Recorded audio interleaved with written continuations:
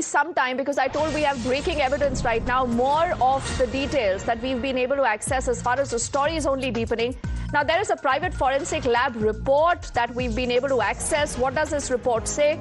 I want to take this across to Sagarika, who's back with us. Sagarika, what does this report tell us? And Deepthi, I want you to look at this clinching evidence that has been presented by the accused's lawyer.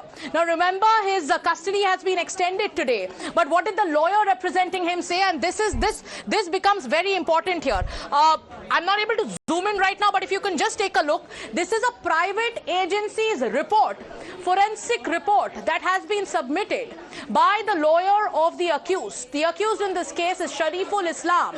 And what does the lawyer go on to say on the basis of this report? Now, he says, I have done a forensic report from a private agency to do a face match, and there is no match. He goes on to show the picture. Okay, we'll show you the picture. We'll take you across the pictures once again. But he goes on to show the picture of the man in the forensic report, where he says that, he shows the face of the guy who's been arrested, and then he goes on to show the face of the man that was caught on CCTV. He does a comparison, and we'll show those pictures for our audiences once again.